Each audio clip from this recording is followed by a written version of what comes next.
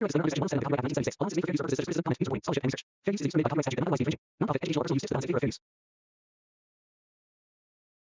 guys, तो आज हम लेके आए हैं नई वीडियो और हमारे साथ वही कैरेक्टर जिसके वजह से हम थोड़े फेमस हो गए इस बार और जो है one and only the Dhruv Rathee. तो 0 to 17 मिलियन अब हो गए हैं, तो उसी चीज पे इन्होंने एक वीडियो निकाली है। तो देखते हैं इसमें क्या बोलते हैं, क्या कहते हैं। काफी गाइडेंस तो मिलेगी थोड़ी बहुत और इसकी बहुत जरूरत भी है, तो प्ले करते हैं। नमस्कार दोस्तों, आज एक बड़ी स्पेशल ओकेजन है। आज से ठीक 10 साल पहले मैंने अपना पहला YouTube वीडियो बनाया था। एक वाटर पार्क में खेलते कूदते हुए अपने आप को स्मार्टफोन से फिल्म किया और 2 महीने तक एडिटिंग करी। बहुत मुझे अभी भी याद है, मैं 19 साल का था और मन में बहुत डाउट्स आ रहे थे, क्या ये करना चाहिए, ये अच्छा आइडिया होगा या नहीं होगा। लेकिन फिर बड़ी हिम्मत जुटाकर फाइनली अपलोड का बटन दबाया और जून 2014 में 0 सब्सक्राइबर्स और 0 व्यूज के साथ ये कहानी शुरू हुई। आज 1.5 करोड़ से ज्यादा सब्सक्राइबर्स हैं और लगभग 2.5 बिलियन व्यूज। ये मेरे YouTube करियर की दोस्तों 10 ईयर एनिवर्सरी है। पिछले 10 सालों में इस करियर ने लिटरली मेरी पूरी जिंदगी बदल दी। इसने मुझे आजादी दी, पर्पस दिया, फाइनेंशियल स्टेबिलिटी दी, ये प्रिविलेज दी कि मैं दुनिया घूम पाऊं और इंटरेस्टिंग लोगों से मिल पाऊं। आज जो भी कुछ मैं बन पाया हूं, मैं कर पाया हूं, सोशल मीडिया में इस करियर की वजह से कर पाया हूं। लेकिन एक सवाल बहुत से लोग अक्सर पूछते हैं, ये किया कैसे? आखिर कितना मुश्किल या कितना आसान है ये कर पाना? यूट्यूबर बनना, सोशल मीडिया को अपना करियर बनाना, इसमें कितना स्कोप है? क्या फर्क है उन लोगों में जो इस फील्ड में सक्सेसफुल होते हैं और जो लोग फेल हो जाते हैं? इस स्पेशल वीडियो में मैं अपने 5 सीक्रेट्स शेयर करना चाहूंगा आप लोगों के साथ। 5 सीक्रेट्स जो मुझे लगता है राज है मेरे सक्सेस के पीछे का। 5 सीक्रेट जो आप बताने से पहले तो ये क्या लगता है 5 क्या चीज होगी एक यूट्यूबर के लिए? एक तो आपको पूरा कंटिन्यूस रहना पड़ेगा, कंसिस्टेंसी रहनी पड़ेगी, क्योंकि उसके बिना काम बिल्कुल नहीं चलता है। आप डेली अपलोड करो, क्योंकि कुछ क्राइटेरियाज भी यूट्यूब वगैरह के ऐसे हैं कि आपको 1 ईयर में इतना ग्रो करना है। अब तो बढ़ गए ना, मतलब पहले उस टाइम के हिसाब से अभी के क्राइटेरिया बहुत ज्यादा बढ़ गए। ऊपर से अब क्राइटेरिया में शॉर्ट्स ऐड हो चुका है। जब तक आप शॉर्ट्स ऐड नहीं करोगे तब तक आपके मोनेटाइजेशन ऑन नहीं होगी। इंस्टाग्राम की भी बहुत सारी है। इंस्टाग्राम पे लोग वैसे बाद में आते थे पहले, अब पहले लोग इंस्टाग्राम अपना ग्रो करते हैं, उससे अपना यूट्यूब ग्रो करने की कोशिश करते हैं। तो हालांकि होता भी है, इंस्टाग्राम जल्दी ग्रो होता है, हालांकि फास्ट किसी और के मुकाबले बहुत फास्ट। एक बार अगर तुम ट्रेंडिंग पेज या ट्रेंडिंग तुमने सब कुछ समथिंग कुछ तुमने बना दिया ट्रेंडिंग टाइप का। हमने भी सोचा कि हम यूट्यूब पहले बनाएंगे, बट इंस्टाग्राम पे जैसे ग्रोथ आप लोगों ने भी अगर हो सके हो तो देखी होगी। बहुत 1,35,000 व्यूज हो चुके हैं रील्स वगैरह पे। तो उस हिसाब से यूट्यूब की अभी तो बहुत कम है, लेकिन यूट्यूब पे भी कंटिन्यूस रहना पड़ता है, एकदम कंसिस्टेंसी रहनी पड़ती है। अब देखते हैं, मतलब मेरे दिमाग में तो एक यही चीज आ रही है, कंसिस्टेंसी। वो तो है, और टाइम देना, बहुत सारी चीजें हैं, बट इसके अलावा ऐसे कुछ दिमाग में आ नहीं रहा। तो देखते हैं। Let me explain for starting.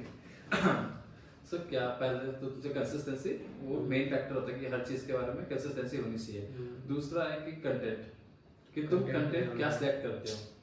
फिर तीसरा होना चाहिए कि तुम जो कंटेंट तुमने लिया अपने आप को कितने इम्प्रोवाइज करते हो। ये नहीं कि तुम मतलब रोज वीडियो बना रहे हो तो तुम बस सेम तरीके से बना रहे हो, है ना। तुम जैसा तुम 2-3 महीने पहले जो वैसा है तो सेम वही बना नहीं, बट तुम्हें अपने आप को ग्रो करते रहना पड़ेगा कंटिन्यूअसली। जैसे तुम्हें अपने आप को चेंज करना बहुत जरूरी है, कि अगर कंटेंट में आपको लग रहा है कि कुछ और हो सकता है, इससे बेटर हो सकता है, जो ऑडियंस को चाहिए वो चीज बनो।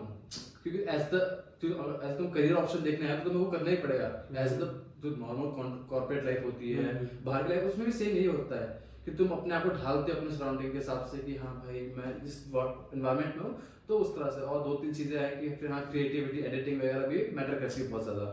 तो बस अभी यही सोच सकते हैं। लेट्स सी व्हाट आपको अपने करियर में नंबर 1 तक पहुंचा सकते हैं। और अगर आप सोशल मीडिया को एक पार्ट टाइम जॉब या फुल टाइम करियर बनाना चाहते हो तो आज का वीडियो तो आपके लिए सबसे यूजफुल वीडियो होने वाला है।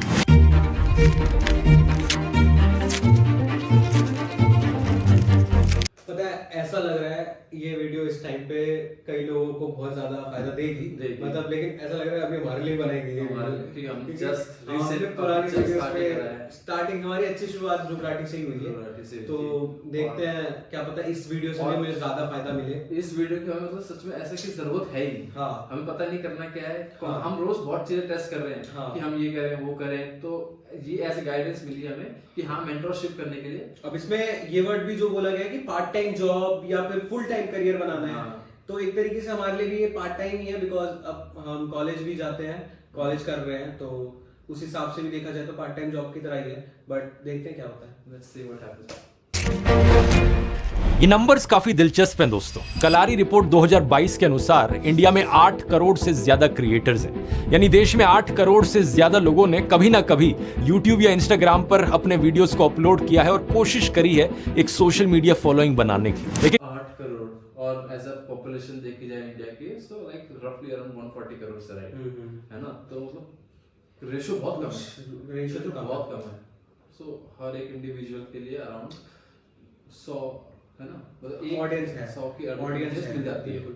है ना, तो भी सही है। तभी हो सकता है, अभी भी थोड़ा बहुत किसी भी चीज के लिए कभी भी लेट नहीं होता, टाइम रहता है। इनमें से सिर्फ 1.5 लाख लोग ही ऐसे हैं जो इतना पैसा इससे कमा पाए कि इसे एक फुल टाइम करियर बना पाए। क्या फर्क है इन 1.5 लाख लोगों में और उन बाकी बचे हुए करोड़ों लोगों में? आपको क्या लगता है वो इनकी तरह सक्सेसफुल क्यों नहीं बन पाए? एक कारण जो सबसे पहले शायद आपके दिमाग में आए कि इन लोगों ने उनकी कि बंदे एक्सपेक्टेशन होती है कि जब शुरू करते हैं तो लगता है कि भाई शुरू करते ही एकदम मतलब सब पैसा आ जाएगा, व्यूज आ जाएगा, फेम आ जाएगा, ऐसा होता नहीं है।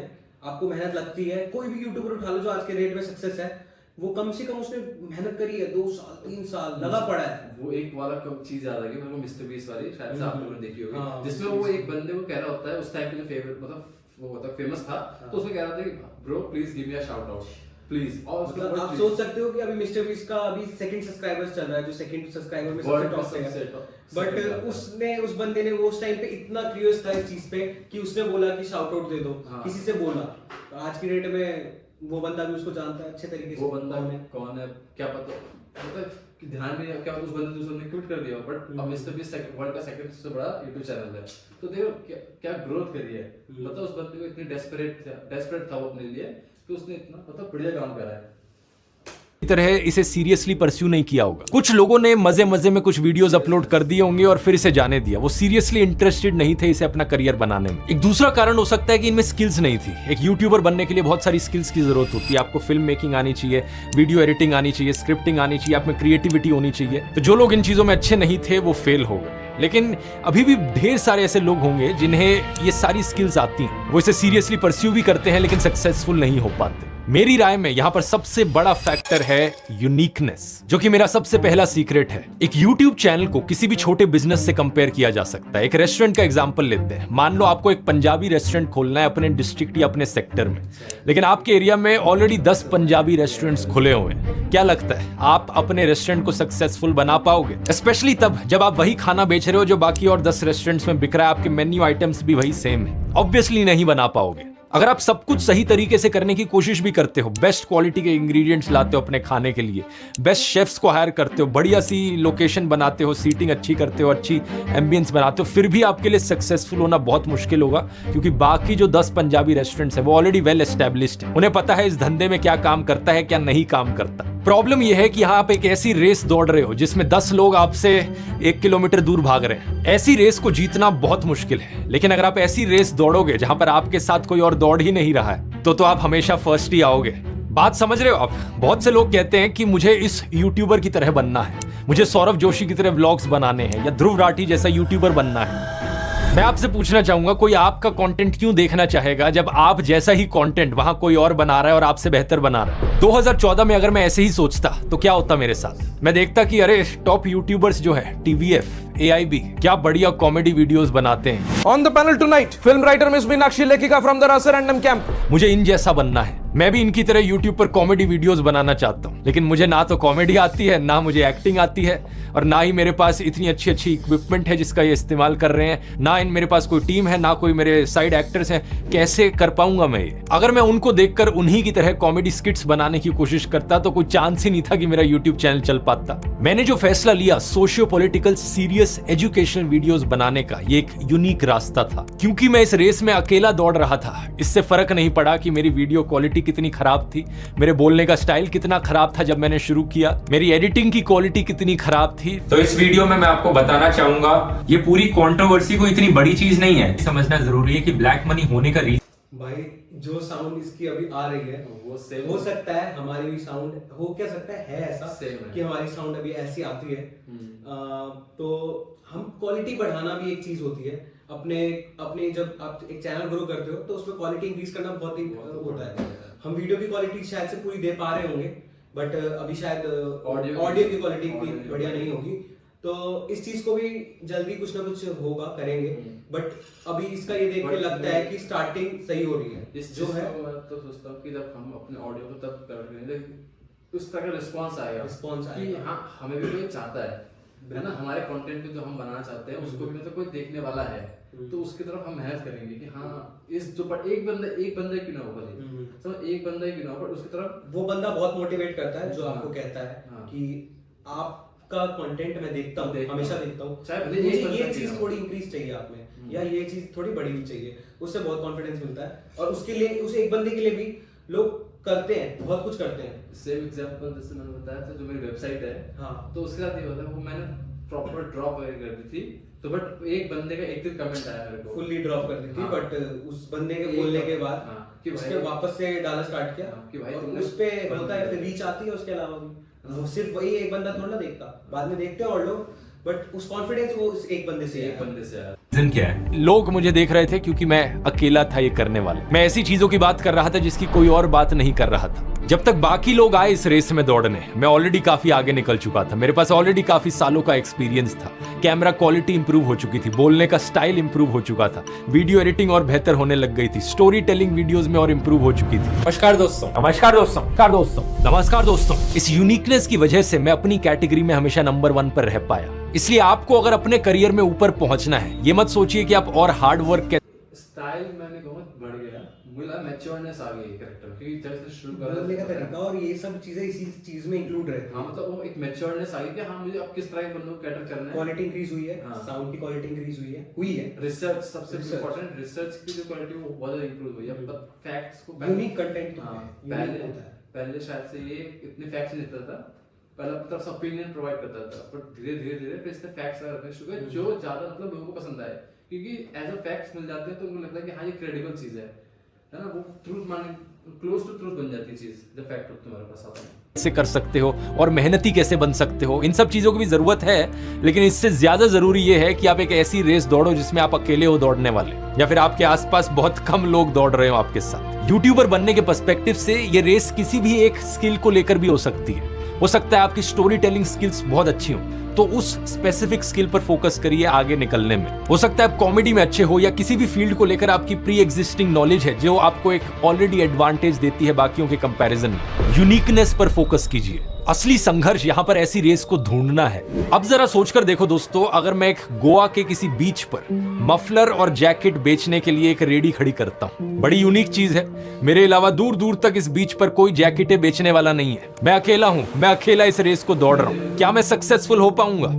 ऑब्वियसली नहीं, क्योंकि एक बीच पर कोई भी जैकेट और मफलर नहीं खरीदना चाहेगा। तो जाहिर सी बात है यहाँ पर आपको एक ऐसी रेस भी नहीं दौड़नी जिसके जीतने के कोई मायने ही ना हो। भाई मैं गोवा के इस बीच पर पहला बंदा बन गया इतिहास का एक जैकेट बेचने वाला। अब फर्स्ट तो आ गए इस रेस में, लेकिन इसके कोई मायने नहीं थे। ये आइडिया वैसे ही फ्लॉप होगा। सिमिलरली अगर आप अपना एक यूट्यूब चैनल खोलते हो अपनी पर्सनल लाइफ शोकेस करने के लिए, भाई मैं व्लॉग्स दिखाना चाहता हूँ मेरे घर में क्या चल रहा है, पर्सनल लाइफ व्लॉग्स, कौन देखेगा उन्हें? यहाँ आता है दूसरा सीक्रेट, वैल्यू। आपके काम में वैल्यू होनी चाहिए, बी वैल्यूएबल। अगर आप ऐसे यूनिक यूट्यूब वीडियोस बनाते हो जिसमें ऑडियंस की तरफ से कोई डिमांड ही नहीं है, ऑडियंस उन वीडियोस को देखना ही नहीं चाहती, तो कोई फायदा नहीं होगा। ऑडियंस की तरफ से डिमांड आती है जब उन्हें वैल्यू मिलती है। मेरे वीडियोस में जो वैल्यू आपको दी जा रही है वो नॉलेज है और एजुकेशन है। किसी कॉमेडी यूट्यूबर या बॉलीवुड एक्टर के केस में जो आपको वैल्यू दी जा रही है वो एंटरटेनमेंट है। और जितने सक्सेसफुल यूट्यूबर, सक्सेसफुल एक्टर्स और सक्सेसफुल बिजनेसेस हैं, वो सब आपको सिर्फ वैल्यू नहीं दे रहे, वो आपको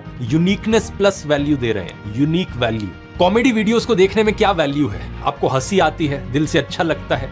ट्रैवल व्लॉग्स देखने में क्या वैल्यू है? कुछ लोगों को रिलैक्स्ड फील होता है उन्हें देखने के बाद, इंटरेस्टिंग चीजें देखने को मिलती है, नई चीजें जानने को मिलती हैं। इवन जो घटिया से घटिया क्रिएटर है आज के दिन, जो पॉपुलर है, वो भी कुछ ना कुछ यूनिक वैल्यू जरूर दे रहा है। क्योंकि जरूरी नहीं वैल्यू का मतलब कोई पॉजिटिव चीज हो सकता है आपके लिए कोई चीज वैल्यूएबल ना हो लेकिन किसी और के लिए वो चीज वैल्यूएबल हो। Controversies, mindless entertainment, drama, gossip, बहुत से लोग एडमिट नहीं करेंगे लेकिन लोग देखते हैं, तो इसका मतलब कहीं ना कहीं यूनिक वैल्यू यहां पर दी जा रही है। और जैसा मैंने कहा, वैल्यू सब्जेक्टिव होती है और सिचुएशन पर डिपेंड करती है। हो सकता है फालतू कंट्रोवर्सी वाला घटिया कंटेंट मुझे और आपको वैल्यूएबल ना लगता हो, लेकिन वहां पर कोई है जो उसे देख रहा है, और चाहे उसे वो देखना पसंद ना भी हो। वही बार उठाया था तीनों उठा दिया भाई, तीनों। और प्रॉपर मैंने घटिया वर्ड इस्तेमाल किया गया है।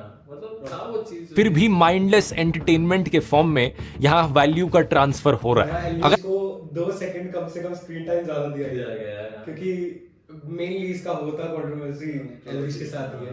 अगर आप मनाली में एक जैकेट बेचने की दुकान खोलते हो, बड़ी वैल्यूएबल है, लेकिन वही दुकान अगर गोवा के किसी बीच पर खोली जाए, उसकी जीरो वैल्यू है। हो सकता है मर्सिडीज की एक गाड़ी आपके लिए बड़ी वैल्यूएबल हो, लेकिन वहीं अगर आप किसी रेगिस्तान में फंसे हो, प्यासे मर रहे हो, तो एक पानी की बोतल आपके लिए ज्यादा वैल्यूएबल है एज कंपेयर टू वो मर्सिडीज की गाड़ी। यूट्यूब पर सक्सेसफुल होने के लिए यही सबसे बड़ा संघर्ष है। अपनी सिचुएशन को देखकर अपनी टारगेट ऑडियंस के लिए हाईली वैल्यूएबल वीडियोस बनाना जो यूनिक भी हो, और ये सब करना है आपको अपने पैशन, अपनी स्किल्स और अपनी जरूरतों का ध्यान रखते हुए। एग्जैक्टली आप ये कैसे कर सकते हो, यहां मैं इंट्रोड्यूस करना चाहूंगा दोस्तों अपना तीसरा कोर्स ध्रुव राठी एकेडमी का, द यूट्यूब ब्लूप्रिंट। अपने 10 सालों के एक्सपीरियंस और नॉलेज को समराइज करके मैंने ये 7.5 घंटे का कोर्स बना। और अब हम आते हैं अपने तीसरे सीक्रेट पर, बी ऑथेंटिक।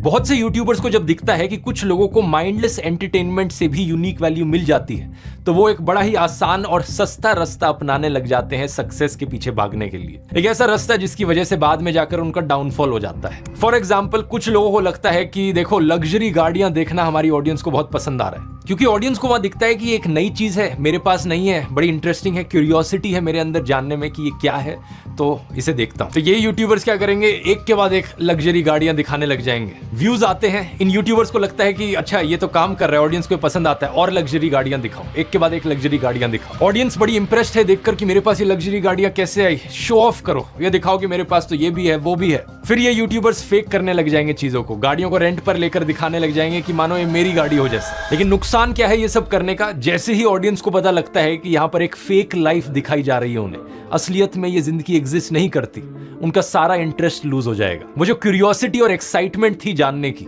वो सारी खत्म हो जाएगी। ये तो सिर्फ एक एग्जांपल था, लेकिन ऐसी चीजें आपने कई बार होते हुए देखी होंगी सोशल मीडिया पर। इंस्टाग्राम पर कोई शो ऑफ करता है और बड़ा ही अजीब बिहेवियर देखने को मिलता है उनकी तरफ से। Are you the liver? Are you the graphic designer? Are you the waiter? But मानो कि जैसे वो फेक कर रहा हो अपनी जिंदगी। कभी कोई ड्रामा फेक करता है, कभी कोई रोने का नाटक करता है। It's crazy. No matter how much you know about, we appreciate it. I love you guys, but look at the camera. Look at the camera. Okay, it's okay. ये एक फॉरेन यूट्यूब ब्लॉगर की बड़ी famous clip थी जो viral गई थी कुछ साल पहले। Crying. Go like this. No, Mom, I'm actually seriously crying. No, I know, but go like this for the video. ये लाइव स्ट्रीमिंग कर रही थी, लेकिन लाइव स्ट्रीम खत्म होने के बाद कैमरा बंद करना भूल गई। तो लोगों ने इसे देख लिया कि एक्चुअली में ये क्या कर रही थी अपने बच्चे के साथ। अपने बच्चे को ये रोने का नाटक करने को कह रही थी ताकि थंबनेल के लिए एक पोज निकाला जा सके। अब नॉर्मली तो लोगों को ड्रामा और कंट्रोवर्सी देखना बहुत पसंद है, लेकिन अगर यहाँ ड्रामा का दिखावा किया जाएगा, रोने का नाटक किया जाएगा, तो ये किसी को पसंद नहीं आएगा, क्योंकि ये इनऑथेंटिक है। जो यूट्यूबर्स लॉन्ग टर्म में सबसे ज्यादा भाई बिल्कुल इनऑथेंटिकेटेड है, बिकॉज अगर तुम बता के कर रहे हो कि हाँ मैं ड्रामा कर रहा हूँ, मैं ड्रामा बना ही ड्रामा रहा हूँ, तो लोग देखते हैं। लेकिन अगर तुम बोलते हो कि ये रियल चीज है और उसको पता लग जाए कि ये नाटक ही कर रहा है, ड्रामा कर रहा है, एक होता है कि फिर तुम लूज कर जाओगे चीजें। ऐसी चीज होती है ना, तो बंदा अपने क्या होता है, एक दूसरे कनेक्ट फील करता है, ट्रस्ट गेन करते हैं। ट्रस्ट होता है ना, वो बहुत इंपॉर्टेंट चीज होती है। एक बार तुम गवा दो ना उस चीज को, ट्रस्ट को, बहुत मुश्किल से मिलती है। तो वही होता है इन लोगों के साथ भी, मतलब ये बिल्डअप तो करते हैं ट्रस्ट को, बट वो झूठ के ऊपर कि हम ऐसे कर रहे हैं, वो कर रहे हैं, है ना, समझ रहे, झूठ के ऊपर पूरा बिल्डअप करता है। जैसे चीजें फैलती है तो बंदा कोई भी क्यों पसंद करेगा, क्योंकि जिस चीज के वो तुम्हें पसंद कर रहा था और वही झूठ निकले, तो तुम्हें मतलब क्या करेगा देख के, डिसअपॉइंट हो जाएगा। तो आज की वीडियो के लिए, इस वाली वीडियो के लिए, इस पार्ट के लिए दोबारा करते हैं। तो इस वाली पार्ट के लिए इतना ही रखते हैं, और एक वीडियो थोड़ी बड़ी है, लंबी है, 20 मिनट की वीडियो है, तो इसे 2 पार्ट में डालेंगे। तो फर्स्ट पार्ट आप देखिए और सेकंड पार्ट बहुत जल्दी आएगा। तो चैनल को सब्सक्राइब नहीं करा है तो कर लीजिएगा और कमेंट जरूर करना। Thank you.